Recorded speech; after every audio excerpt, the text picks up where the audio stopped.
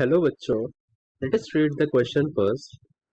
The unit of rate constant and the rate of the reaction are same for. अगर हम देखें कि जो क्वेश्चन गिवन है उसका की कंसेप्ट क्या है, तो ये क्वेश्चन बिलोंग करेगा आपका rate of reaction and rate constant से। तो अगर हम बात करते हैं रेट ऑफ रिएक्शन की, तो रेट ऑफ रिएक्शन बेसिकली होता है rate is equals to rate constant times the concentration raised to the power of the corresponding order। जो concentration होती है आपकी किसकी,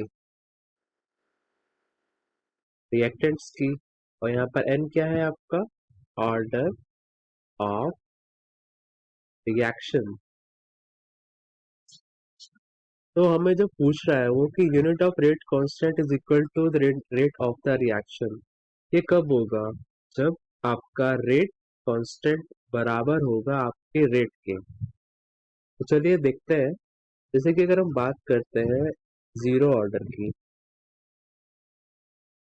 तो जीरो ऑर्डर में क्या होता है, rate will be equals to k times concentration. Concentration को मैं डिनोट कर देता हूँ सी से, इसका power zero, that means rate will be equals to k, यानी कि इनका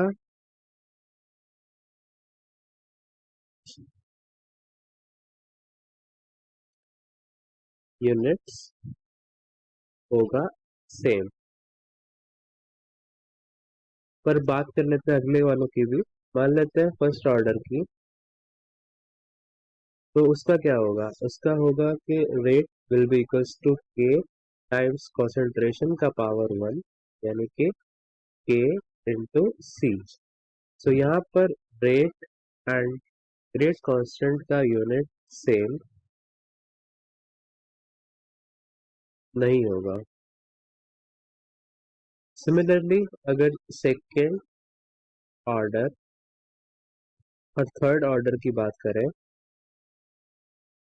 तो इनमें भी यही होगा, बिकॉज यहाँ पर रेट बराबर होगा आपका रेट कांस्टेंट एंड कॉन्सेंट्रेशन का पावर टू, यानी कि के डॉट सी स्क्वायर। तो यहाँ पर भी units of rate and rate constant will not be same.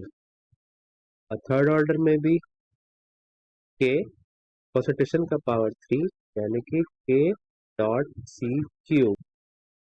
तो यहाँ पर भी जो हमारी यूनिट्स होंगी रेट एंड रेट कांस्टेंट की, वो सेम नहीं होंगी।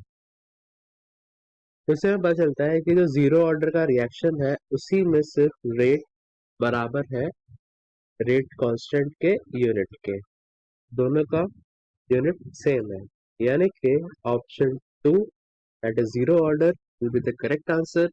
आई hope you will understand it. Thank you.